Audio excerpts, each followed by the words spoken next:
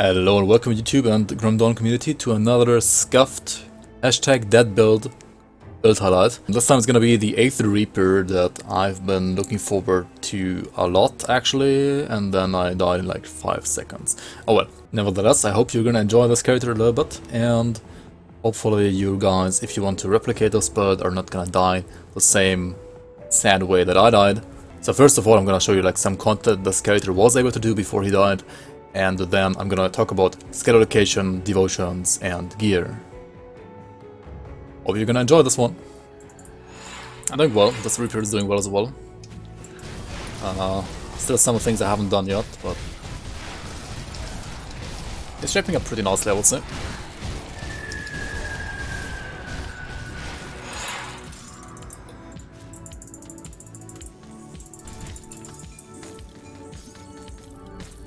What is this? Is this the word eater?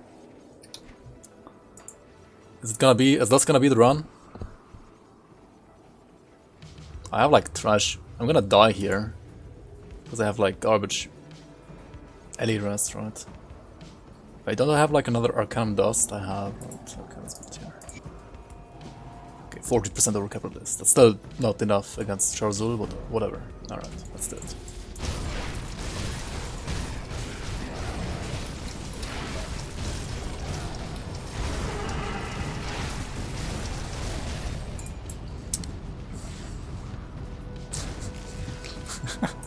Of course not. Of course not.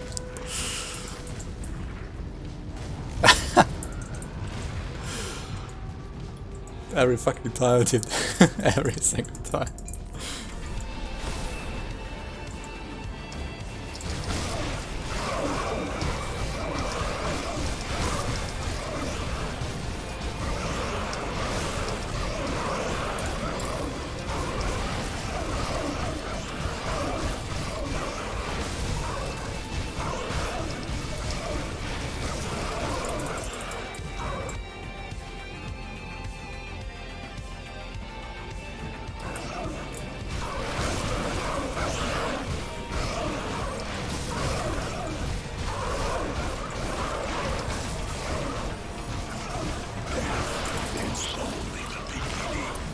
Death, yep.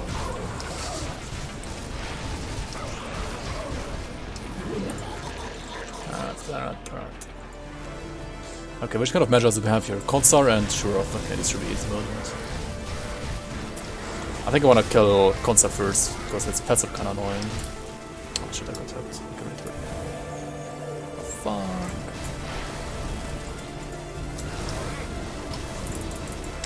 Got hit again. Easy fight, by the way, Cup. Phillips? Okay. No, not this time.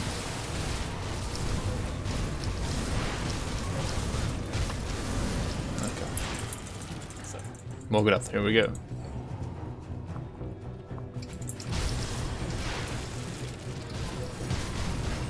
What's this? That's not Zephyrus at least.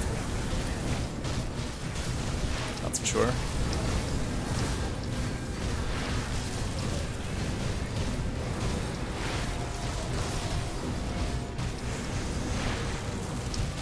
I did not damage.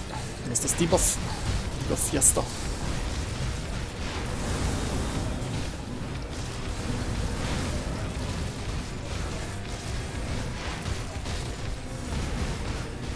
Alright. Not too bad. Considering my bad mutator right?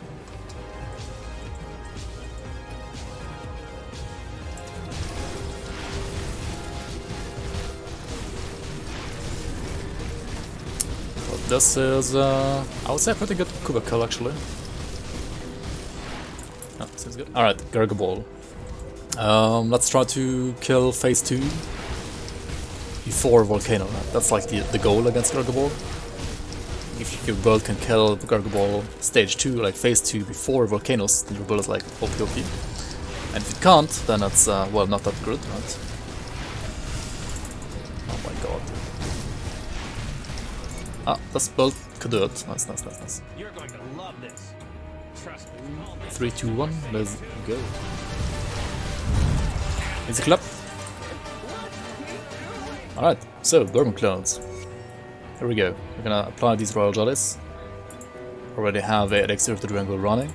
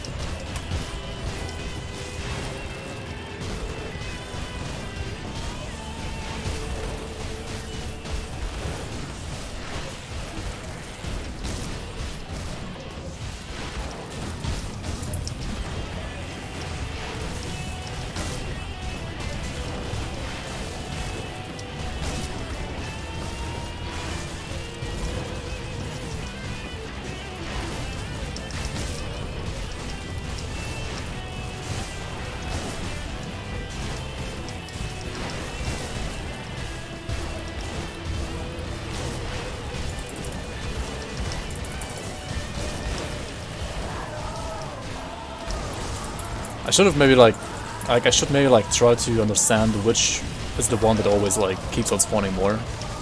Instead of be don't kill that one too early. But I think it's the melee ones spawning more or something. Like the ranged ones don't seem to spawn more. Most of the time at least. What the heck, whoops. That's a Prismatic Rage and a Panic Cluster by accident. Whoa, that's not good at all. Yeah, I just need to use Mark of Torment maybe. What the heck am I doing?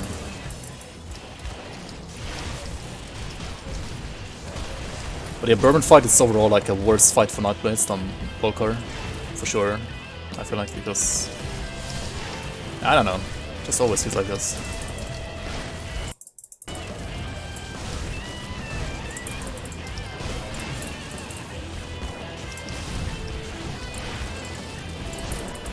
The final form? That is the final form, but not the actual final form. I guess it's because Nightblades are so lifesteal dependent and these guys basically cuck you out of your lifesteal, right?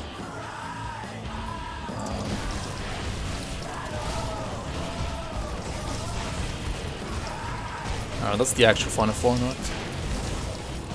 Alright, okay. Use one planet cluster, that's, I mean, that's, I get that can help them, right, if you panic around. Might have as well just use the Puck of Torment instead. Shut up. But yeah, the fight wasn't too bad. The kill time was pretty fast, I would say. Panic Cluster kinda sucks, but oh well. So, we haven't done 50 to 51 on this character yet, so let's try this here on the Reaper. Yeah, these are fine, these are totally fine. That's the build for this char. Exclamation mark build will take you to the build.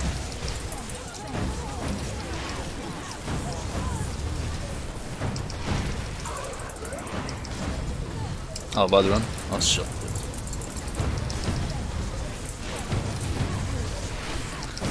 These were quite some procs.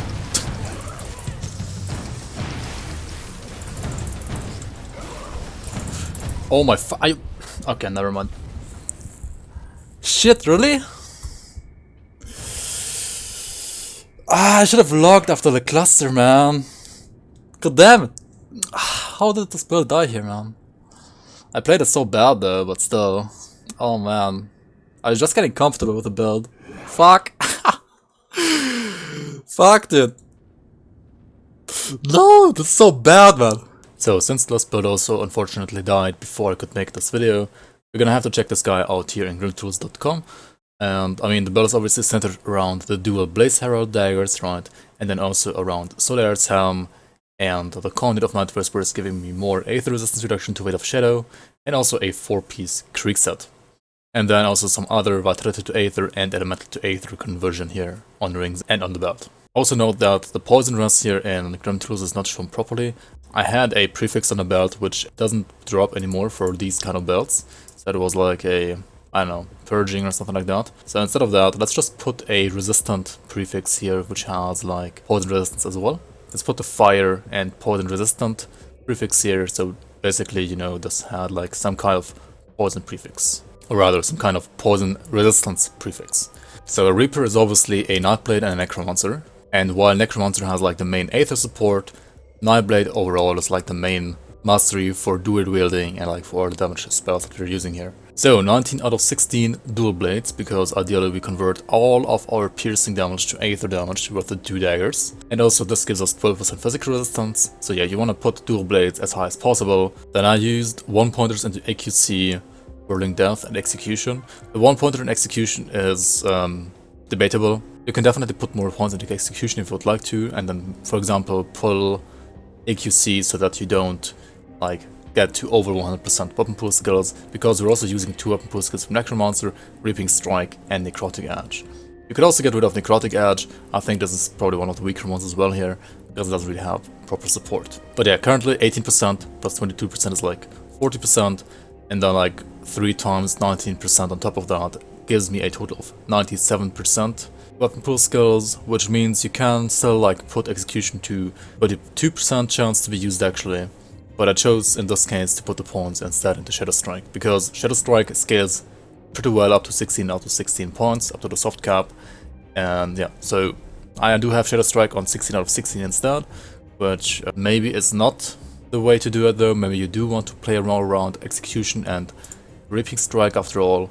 But yeah, unfortunately I didn't really have the time to like fine-tune these things and like check out different setups here properly in the end game. Just keep in mind that maybe it is actually better to like reduce Shadow Strike a little bit here and put more points at Execution and Reaping Strike, or even take out Necrotic Edge completely. Then we also have a 1 pointer into Blade Spirit and a 1 pointer into ABB, giving me the buff Lethal Assault, which I maxed out as high as I could here for the cold and acid flat as well as the OA.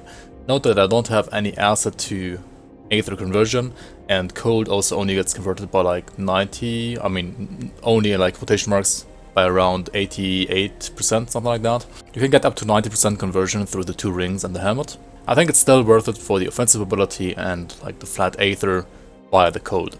Then I also use Ring of Steel as a 1 pointer here, and a 1 pointer into Circle of Slaughter just for the 23% fumble, which if this wasn't a melee build I would probably get rid of, but as a melee build like fumble is just way too good. And also the pierce damage from Ring of Steel, if you have 100% conversion through the daggers, will be pure aether as well. So yeah, soft capped Shadow Strike, 1 point into Dallas Justifiable Ends and 1 point into Nightfall. But yeah, as I said earlier, you can also pull points here and go more for Execution style. 12 out of 12 Pneumatic Bursts. The soft cap for Pneumatic Burst is actually like the new meta now for Nightblades. Like it used to be either 6 out of 12 or 10 out of 12 for the sweet spots, but now since the latest patch these points got changed around a little bit, and now actually 12 out of 12 is like the single sweet spot, because it gives you like another 2% total speed compared to the other 1% on each point before that. But overcapping this is still kind of bad, because you get like 1% total speed for every 2 points, which is definitely a lot worse than the points prior to the soft cap. Also, you want to always soft cap Shadow Dance, 12 out of 12 here for 120 DA and 20% dodge to melee and range attacks. 12 out of 12 Elemental Awakening here. I don't really benefit from any of this damage here at all, but the 30% element resistance is pretty nice, and I think this build does need it. If you have some special like affixes though on your green items, you might not need this high, and you could like put this down to a 1 pointer. Like ideally you want this just as a 1 pointer, just to have like free 12% elemental runs for like 1 point. Weight of Shadow, we just soft capped this for the minus OA and also the total speed reduction and also the radius, 6 meter radius on the soft cap is still like the sweet spot here. We don't need Weight of Shadow at all, like Frostburn damage is not going to be converted, the cold damage will be only converted by 9%, and the resistance reduction doesn't really matter at all.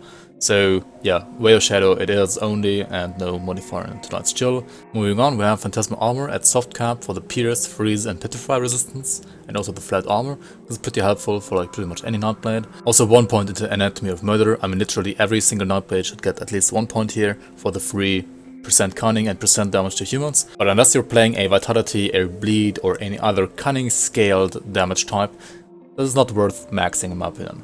Moving over to the Necromancer, I already talked about these weapon pool skills, right?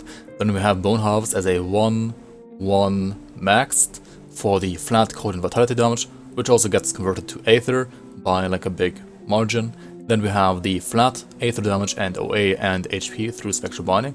Obviously we want to max this out to the hard cap, or like as high as possible.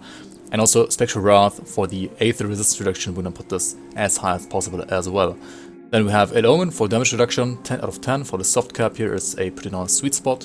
And also 7 out of 10 Mark of Torment. I mean, 6 out of 10 is like the sweet spot, but we get like 7 for 1 point, so yeah, just a 1 pointer it is here. And last but not least, the exclusive Harbinger of Souls for attack speed, vitality damage, which gets converted to Aether and lifesteal.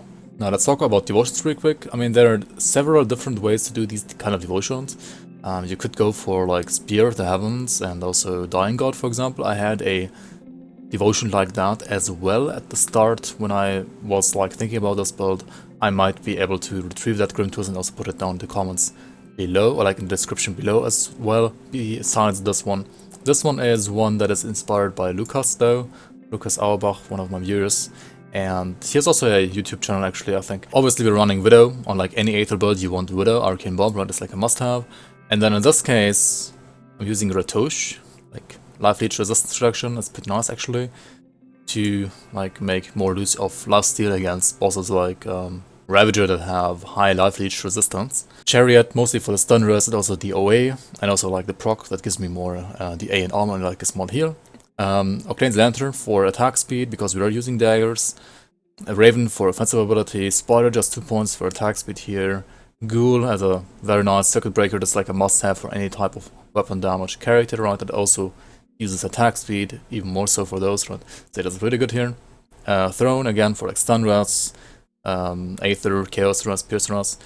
Crane for just like generic decent resistances actually, and like 5 devotion points, 5 infinity, right? Panther for 3 blue, 2 yellow on some nice offensive ability, and then Scales of Alkamos for energy, HP, physique, OA, DA, and also the resistance reduction, the flat resistance reduction on tip the scales. And also, well, Jackal for like 6% total speed, right? And also for like the affinity.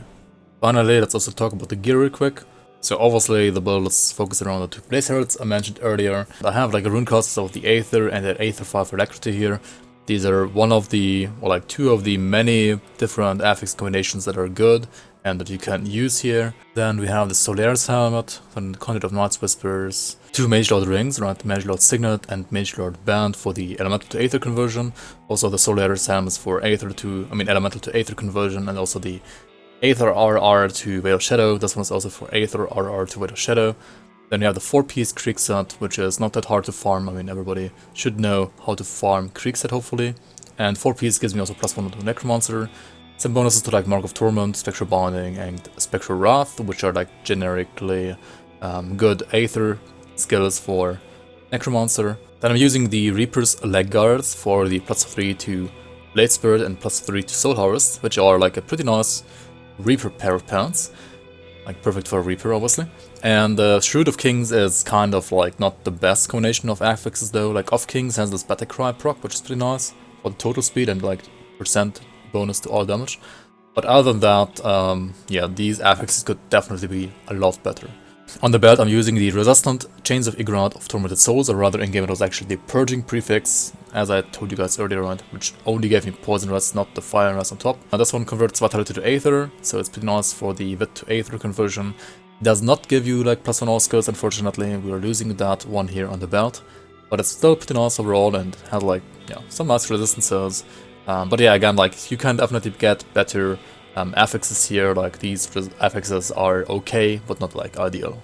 On the medal, I'm using the Mythical Mark of the Dreadblade.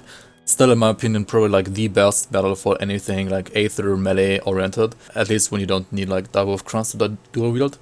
And this one has flat Aether, % Aether, total speed, and +3 to Reaping Strike, which is one of the Necromancer's weapon pool skills, so that's pretty nice. And last but not least, I'm also using the Serenity Relic, which, well, should have stopped this character from dying, but apparently it wasn't enough. Also last but not least, let's quickly talk about components. So I'm using the Shout of Baronath here to give me this Baronath's Fury default attack replacer here, which does come with some additional elemental damage, which gets converted to like Aether again, around 90% max. 80 to 90% should be like ideal on your conversion here.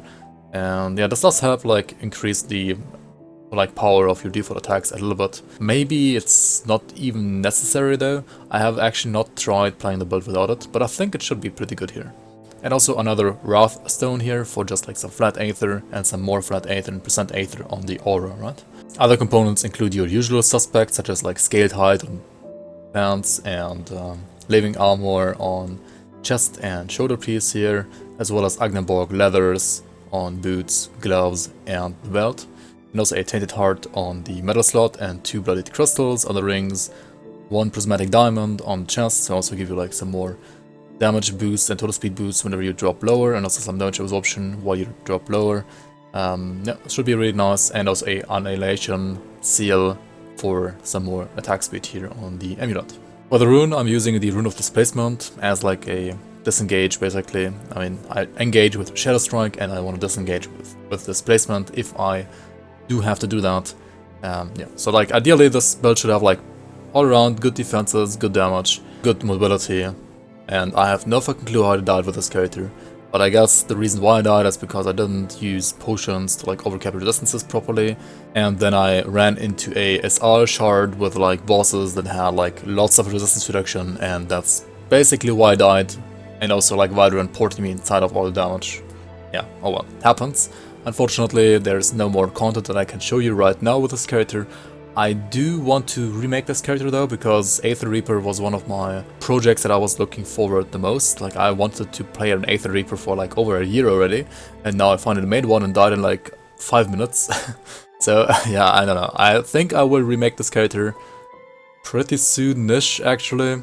It's not gonna be like the next build that I'm gonna do again, obviously, but yeah, hopefully soonish, and hopefully we're not gonna die, like I'm not gonna die again on the next Reaper. But yeah, thank you so much everybody for watching this video, even though it's a little bit scuffed again. Thank you so much everybody for supporting me on Twitch and Patreon as well, and I hope to see you around on my next video. Take care and happy farming.